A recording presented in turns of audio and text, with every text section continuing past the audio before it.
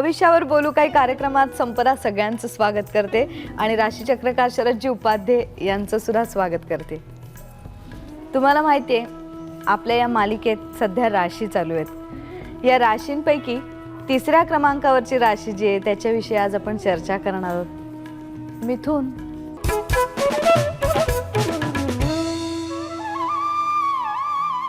मिथुन रास ही बऱ्याच अंशी लोकप्रिय आहे। यातल्या व्यक्तींबद्दल बरीच समाजात चर्चा होत राहते, म्हणून या राशीबद्दल जाणून घेणं हे सगळ्यात मजेशीर आणि आवडतं काम आहे असं मला तुमच्या चेहऱ्यावर दिसते। तुमचे प्रश्न सुद्धा मी त्या शरदजींपर्यंत पोहोचवते आणि बघूया मिथुन राशीची माणसं काय जादू करतात। शरदजी सांगा, मिथुन राशी तुमची आवडती रास काय आहे आधी? आता मी राशीचक्र सादर करतो त्यावेळी जो उत्स्फूर्त प्रतिसाद मिळतो त्यामुळे मला ती लोकप्रिय वाटते वगैरे, पण सगळ्या दृष्टीने पण विचार केला पाहिजे। मिथुन ही पुरुष राशी आहे, वायू राशी आहे। पुरुष वायू एकत्र आले की अभ्यासू माणूस, पण शेवटी अभ्यासामध्ये पण फरक आहे ना। चांदोबा वाचणारा पण अभ्यासच करत असतो आणि थिसिस लिहिणारा पण अभ्यासच करत असतो। त्या राशीचं पुरुष वायू यामुळे ठीक आहे, नॉलेजची बाजू आहे, पण द्विस्वभाव आहे। द्विस्वभाव असला तर कॉन्सन्ट्रेशन होत नाही आपल्याला। आपण सगळे एक निश्चित प्लॅनिंग करून इथे बसल्यावर त्यांनी ओके सांगितलं, पण थोडं त्यांना पसंत आहे थोडं नाही, मग मधनंच त्यांनी थांबवलं, पुन्हा हे होत नाही ते होत नाही, मग कंटाळा येईल। मिथुनेमध्ये हा मूड असा बदलतो सारखा। त्याच्यानंतर मालक बुध आहे, बुधाला इंग्लिशमध्ये मर्क्युरी म्हणतात, मर्क्युरी पकडायला कठीण। तसे हे लोक नाना तऱ्हेच्या मूड्सनी मजा मजा करत असतात। जॅक ऑफ ऑल ट्रेड्स आहेत, मास्टर फार क्वचित असतात। नॉलेज त्यांच्याकडे असं फारसं नाही, इन्फॉर्मेशन खूप आहे। आणि बोधचिन्ह काय, तरुण मुलगा तरुण मुलीशी बोलतोय आणि ती तरुणी अधोवदन आहे, सलज्ज आहे। तर तरुण मुलगा तरुण मुलीशी बोलायला लागला आणि ती खाली बघायला लागली, काहीतरी नाजूक विचारलं असणार ना, की खेळाचा भाव नसेल विचारला। मग असं काय असेल तर मस्करी करणं, खूप मजा मजा करणं, हा प्रकार खरं बघायला गेलं तर टाईमपासचा खूप छान आहे। पण तो टाईमपास केव्हा, आपण कुठे लग्नाला गेलो, फंक्शनला गेलो, छान माणसं मजा करतायत, पण कुठेतरी गंभीर वातावरण आहे, मग प्रश्न येतो। म्हणून एका बाईचा नवरा अतिशय गंभीर चेहऱ्याचा होता आणि ती बाई मिथुनवाली। तर ते म्हणाले तुम्ही कसं मॅनेज करता? ते म्हणे काय असे आनंदाचे प्रसंग वगैरे असतात तिथे मी जाते, सुतक वगैरे लागलं की ह्यांना पाठवते, असं त्या बाईने खुलासा केला होता। मग ती रास काय असेल समोरची? ती मकर आहे। पण मिथुनेमध्ये हजरजबाबीपणा आहे, मिथुनेमध्ये ट्रिक्स आहेत। पण मिथुन लोकप्रिय होते, पण ते कोणामध्ये, जे लाईट मूडमध्ये असतात त्यांना। स्कॉलर लोक आहेत, गंभीर विचारात घडलेले आहेत, थिसिस लिहिणार आहेत, किंवा घरात बायका अशा काय कामं करत आहे, मोठं लग्न वगैरे ठरलं आहे, अतिशय टेन्शनमध्ये आहेत, तिथे मिथुनवाल्याची कटकट होते। मला एक सांगा की आता ही मिथुन राशी तिसरी राशी आहे 12 राशींमध्ये, हे राशींचं स्थान कसं ठरवतात? आकडा हा आपण टाकला, पण क्रांतिवृत्त हे फिरतच आहे। तसं 1 ते 30 अंश क्रांतिवृत्ताचा भाग मेष नाव दिलं गेलं पहिले, त्याच्या पुढची मग तशी ही 90 ते 120 क्रांतिवृत्ताच्या अंश मिथुन रास। पण ते आकाशात तसं दिसतं, 1-2 युगुल, प्रणय युगुल, की ते बोधचिन्ह जसं इतर राशींचं दिसतं तसं याचं प्रणय युगुल उभय असं दिसतं। म्हणून जेमिनी पिक्चरमध्ये बघती 2 मुलं दाखवतात। एक तर मिथुनेचं वैशिष्ट्य काय, एकमेकाशी बोलणं, अंदाज घेणं। मग जोडीदाराच्या बाबतीत असेल तर परिचय करून घेणं, परिचय करताना बरोबर आपल्या ऐक्यूला मॅच होते का नाही, हा असाच एक बौद्धिक भाग असतो तो। पण मिथुनेमध्ये आणखी एक गंमत आहे, नॉनस्टॉप बोलतात, रेडिओ मिरची आहेत, त्यामुळे त्यांना असं गप बसून चैन पडत नाही। एक मिथुनेच्या बाईला नवरा म्हणाला, तुझं 5 मिनटं गप बसशील मी तुला 100 रुपये देतो। 3 मिनिटांनी मिळेल बघा, झाली का 5 मिनिटं, झालं गेले 100 रुपये, गेले 100 रुपये पण गेले, आणि नाही त्यांना चैन पडत नाही बोलण्याशिवाय। मिथुन राशीचा स्वभाव तुम्ही सांगितला, तशी मग त्याची कार्यक्षेत्र काय होतील, करिअर? व्यापारासाठी हे जे इन्फॉर्मेशन गोळा करायला लागतं ना, मार्केटिंग, हे मार्केटिंग मिथुनवाल्यांना छान जमतं। Everything is fair in business. थोडी लपवाछपवी करायची असली काय बनवाबनवी तरी ते म्हणतात चालेल. व्यापार करायचा ना तर मग जे आता दुकानामधनं आल्यावर ते सांगताही ही साडी तुम्हाला फार छान दिसेल, कालच आणली आहे मी, ती महिनाभर पडलेली असते. पण वचने केम दरिद्रता बोलून ती मंडळी बरोबर छाप पाडतात. तर अशी म्हटलं तर सहनशील, हसतमुख, पण डीप थिंकिंगचे नाहीत. इंटेलिजंट माणसाला कंपॅनियनशिप नाही मिळत. पोरकटपणा काही काळ ठीक असतो, पण जेव्हा का गंभीर येतात, आता हा मिथुनवाला कोणाच्या घरी कोण गेलंय आणि त्याच्याकडे जर गेला तर तो काय बोलणार ना ते. खरं म्हणजे तिथे काही बोलायचं नसतं. मिथुनवाला तर चौकशाच करतोय कधी गेले साधारण, इथूनच सुरुवात करून. आणि ती ज्यांचं कोण गेले तोही मिथुनवाला असेल तो सागर संगीत सांगतो. आता मिथुन राशी ही द्विस्वभावी आहे, त्याच्यामुळे जो दोष येतो, मग अशा राशीला संसार उत्तम चालण्यासाठी, कारण निर्णय घेणं हे सगळ्यात महत्त्वाचं आहे, कोणता जोडीदार कोणत्या राशीचा, जो जोडीदार येईल ना त्याला खरं कंपॅनियनशिप मिथुनीचीच पाहिजे. पण जोडीदार एकदम वेल प्लॅन सिंह राशीचा मुक्तमुख मिळाला तर ते ह्याला बरं आहे, पण त्या जोडीदाराला सतत वाटेल की जोडीदार म्हणजे मला एक आदरणीय व्यक्ती पाहिजे. तर माझा नवरा गंमत करणारा आहे, सगळ्यांची मनं राखतो वगैरे, ठीक आहे, पण केव्हा तरी त्याचं एक बुद्धीचं स्वरूप, एक गांभीर्याचं स्वरूप, त्याचं संकटकाळी कसा उभा राहिला खंबीर, हे काय मिळत नाही मला. असे लोक संकटकाळी सुद्धा मग जोडीदारालाच येऊन विचारतात, असं असं झालं, काय करूया आपण आता. बायकांना कधी आवडत नाही. तुम्ही सल्ले घ्या बायकांचे, पण हातपाय गळून तुम्ही त्यांच्याकडे आलेले नाही आवडत. तुम्ही रिझल्ट द्या आणि या. निर्णय योग्य व्हायला पाहिजे म्हणून तुम्ही सिंह रास एक सांगितली. आणखीन कुठल्या मित्र राशी असू शकतात मिथुन राशी? कुंभ आहे, मकर आहे थोडंफार प्रमाणात, धनु पण आहे. म्हणजे अगदीच ही अवखळ पातळीवर असलेल्या मिथुनेला कधी कधी गायडन्सची वेळ येते, त्यावेळेला सगळ्यात उत्तम तर कुंभच होते. पण तूळ, कुंभ, धनु, सिंह हे चौघी त्याला सांभाळून घेतील. म्हणजे तो स्वतः बुद्धिमान नसतो असं नाही, तो बुद्धिमान आहे, सगळं कर, पण शेवटी बुध हा कुमार आहे, रवी राजा आहे. तर कुमारावस्थेत अजून वयात आलेला नाही आहे, पण बॉर्डरवर आहे. त्या मुलाची मानसिकता मिथून येते, पण तसे इब्लिस पण असतात. ते कसे यशस्वी होतं तुला उदाहरण देतो. एका कोर्टामध्ये एक प्रॉपर्टीची मोठी केस चालली होती आणि तो क्लार्क जो होता तिथे तो मिथुनवाला.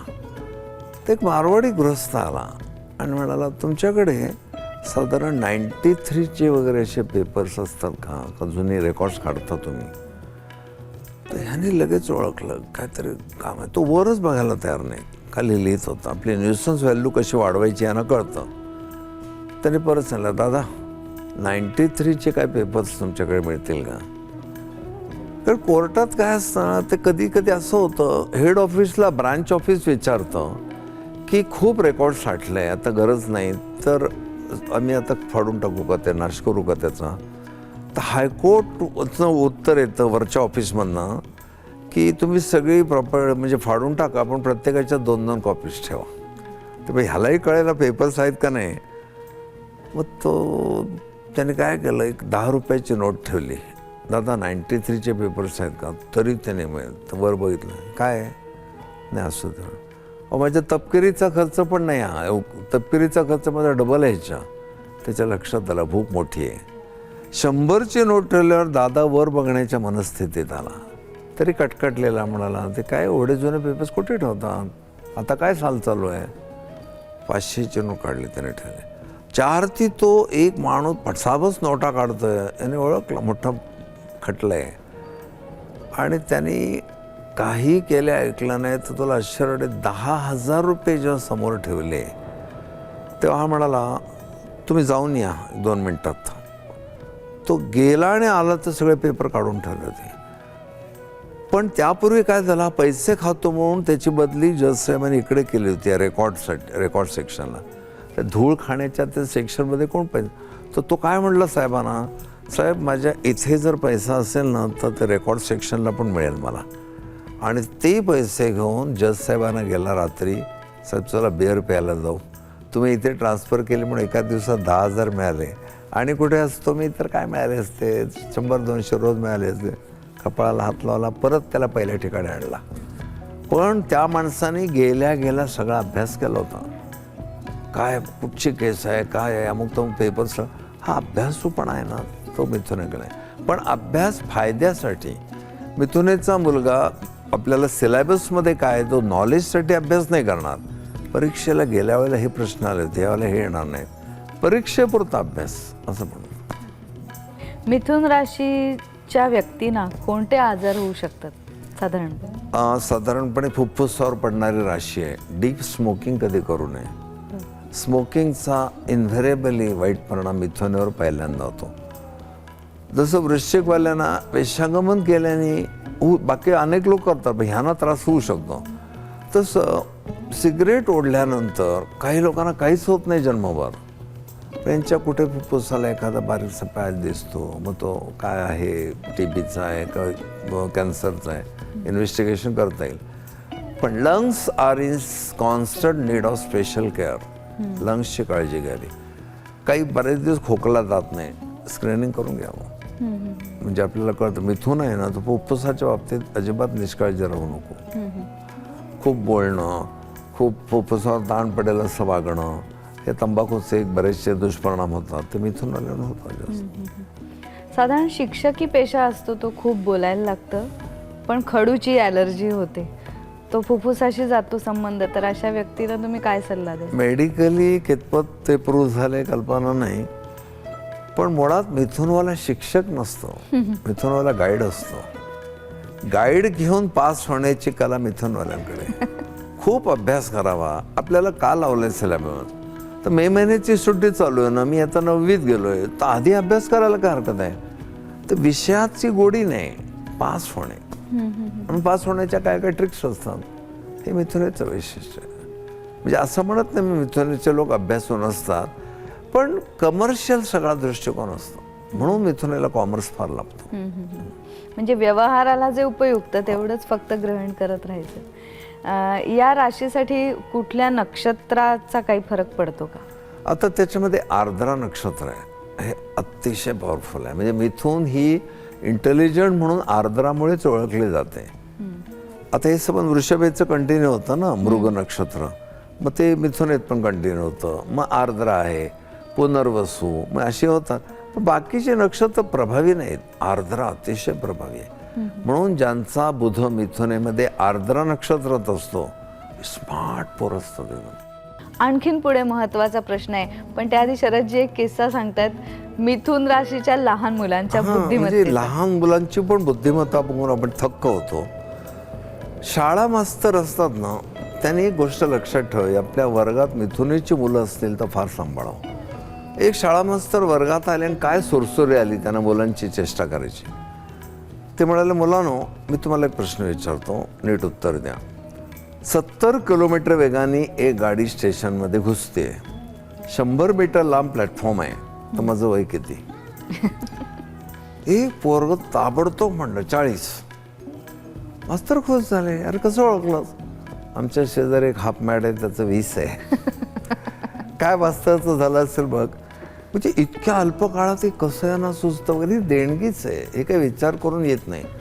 तसं एक रस्त्यातनं झाडझूड बाई चालली होती, दुपारी 12ची वेळ, आणि अगदी तिच्या मागून मागून एक मुलगा मिथुनवाला चालला होता. ती भडकली, काय रे पर्स मारायचा विचार आहे का? नाही हो, तुमच्या सावलीतनं चाललंय. अशी पण मिस्किलपणा करणारी पोरं आहेत. पण शेवटी काय, गंभीर प्रसंग येतात त्या हा स्वभाव नाही उपयोग पडत. त्याला एक वेगळा स्वभाव आहे, तिथे धनुवरे परवडतात. जे मिथुनेच्या प्रांतात ते होतो तो करत जातात आणि कुंभेच्या प्रांतात जातात. आणि काहीतरी तुला विचारायचं होतं. आणखी विचारायचंय, पण मला एक सांगा की मिश्किलपणा करणं किंवा एक योग्य वेळी वातावरण ओळखून पटकन ते हलकं करणं, याला सुद्धा एक बौद्धिक कुवत लागते, उत्स्फूर्तपणा असतो. उत्स्फूर्तपणा, विचारपूर्वक काही करत नाही ते. आता आपल्याकडे मकरंद जर आला, अशोक जे आले सराफ, काय तर ते मजाच आणतील ना. तर आता मकरंदनी मला काय एकदा विचारलं होतं बघ ना, दादा तुमचं एकच राशीचक्र आले, अजून तुमचा पाळणा लई दिवसात हल्ला नाही दुसरा. मग काय अबॉर्शन बिबॉर्शन झालं काय? मी म्हटलंय बघ त्या पहिल्या बाळाने मला एवढं दमवलंय की मी दुसरा अजून नाही विचार केलाय. एक रिस्पॉन्स देण्याची पद्धत मिथुनीची आहे. ते मुद्दाम करतात ते असं नाही, देणगीच आहे ना उत्स्फूर्त पळण्याची. खूप आणि मजा त्याच्यामुळे एक प्रसन्नता राहत असेल पण व्यक्तिमत्वामध्ये सतत. प्रसंग काय बघून हा स्मशानात जाऊन विनोद करायला लागले तर पंचायत होईल. मिथुन राशीला जर आवाक्यात ठेवायचं असेल किंवा तिच्यात जे दोष आहेत त्याच्यावर आपल्याला कमी करायचे असतील तर कुठल्या रत्नाविषयी अगदी साधं सोपं त्याच्यापेक्षा ना मिथुनीचे लोक बुद्धिमान आहेत. ते बुद्धिमान बालकाला सत्पुरुषांच्या कथा सांगितल्या, अशा खूप घटना काही सांगितल्या जिथे मनाची उदात्तता आहे, शौर्य आहे, तर बुद्धी त्याप्रमाणे वळण घ्यायला लागते. मोठेपणी जेव्हा केव्हा त्याला व्यवसाय करायचा आहे, त्याला पाचू आहेच, भाग्यरत्नच आहे त्यांचं, पण रत्नांनी त्यांच्या स्वभावात फरक पडेल असं नाही. मी अजूनही त्याला सांगतो, स्वभावात फरक आपल्या स्वतःच्या प्रयत्नाने पडतो. रत्न फक्त कॉस्मिक देईल, पंखा लावल्यावर आल्हादकारक फक्त वाटेल, कार्य तुम्हालाच करायचं ना बाकीचं. तसं हे रत्नाचे वापराने ते रंग बॅलन्स होतात, आरोग्य चांगलं राहील इथपर्यंत ठीक आहे. पण करिअर किंवा यांचे स्वभाव जरा पोरकट आहेत ते गंभीर करायला त्यांना त्या प्रकारचं आईबापांनी ट्रेन केलं पाहिजे. आणि अजिबात निर्णय घेण्याची क्षमता नसणं, म्हणजे हे करू का ते करू, याच्यामुळे टेन्शन घेण्याची वृत्ती या मंडळींची असते. दोलायमान असतं, सेल्फ कॉन्फिडन्स कमी असतो. 20 स्वभावी राशी ज्या ज्या आहेत त्यांचं हेलकावे फार खातं मन. आणि एकदा once decided the trouble is over असं ना कधी होत नाही. आणि मग तिकडे तुम्हाला आता हे घेऊ का ते एवढं कशाला, साधं बायकोचं नाव काय ठेवायचं लग्नामध्ये विचार येतो ना. मग त्याला तांदळामध्ये नाव लिहायला सांगतात, मग तो असं जीभवरच्या ओठा लावून हळू, मग काय ठेवावं, तृप्ती ठेवावं का तृष्णा ठेवावं, हे तेव्हा निर्णय चालू असतो. नाही पण तेव्हा पण त्याला प्रॉब्लेम येतो. तृप्त मुलगी मग काय उपयोग, लग्न करून तृष्णाच ठेवूया. मग बऱ्याच विचाराने तो तृष्णा ठेवतो. मिथुन राशीची व्यक्ती ही निर्णयक्षम नसल्यामुळे खूप वरच्या पदापर्यंत जायला अक्षम म्हणजे सक्षम नसते असं वाटतं तुम्हाला? वशिल्याने जातात पण तिथे घोळच करतात. एक करारी अधिकारी जो असतो ना व्यवस्थित, एक तर वृषभवाला रसिक असा माणूस असला तर तो छान पडद्याची रंगसंगती वगैरे करेल, नाही तर मग सिंहवाला करारी पाहिजे, बरोबर त्याला होतात. पण करारी साहेबाला पण हे मिथुनवाले गंडाळतात. तर एक असा साहेब होता, कोणाची हक्काची काळजी लिव्ह पण सँक्शन करायचं नाही, पण मिथुनवाल्याची शॉर्ट लिव्ह पण सँक्शन नेहमी व्हायची. मग लोकांनी त्याला विचारलं, तो कोण लागतो का तो? तर तुमचं ऑब्झर्वेशन आहे, आपले साहेब तंबाखू खातात की नाही, तंबाखू खाणाऱ्या माणसाकडे नीट बघा, ते चोळताना त्याला फार प्रॉब्लेम असतो, कोणतरी लागतं बोलायला, कंटाळवाणं काम असतं. पण ज्यावेळेला तुम्ही त्यावेळेला अर्ज पुढे करता, मग तो तुम्हाला लेक्चर देतो, अर्ज मंजूर करत नाही. मी ती असं त्याने उचलून तिकडे ठेवली, थोडा वेळ गेला, ब्रह्मानंदी लागली टाळी, कोण देहा ते सांभाळी, अशी त्याला लाळ सुटली, तसं गुंगीत असतो तेव्हा मी अर्ज पुढे करतो. आणि त्याला आवडत नाही, त्याला ती तंबाखू टाकून पुन्हा कशाला बोलायचं, गुंगीत आलेली आहे, मग जळजळीत नजरेने बघतो आणि सँक्शन करतो. एवढे इंटेलिजंट असतात मित्रांमध्ये. या मिथुन राशीला समजा कधी 7.5 आली कुठल्या ग्रहाची, तर त्याला ते कसे प्रतिसाद देतात? एक पटकन गांभीर्य जो आहे ना हा प्रकार त्यांच्यात नसतो आणि 7.5 गंभीर होतोच माणूस. मग एखादा आनंदी मूल आजारी पडल्यावर दुर्मुखलेलं दिसतं ना, तसं मिथुनवाल्यांची अवस्था होते. बघवत नाही आपल्याला तेवढा असत खेळणं म्हण, असं मनसन्न पडून राहतो. त्याही मूडची सवय पाहिजे, ते त्याने कधी लावून घेतलेलं नसतं. मिथुन रास ही थोडी मजेशीरच आहे आणि ती त्या राशीची व्यक्ती आल्यावर मजा आणखी निर्माण होते. आज इथेच थांबूया. नमस्कार.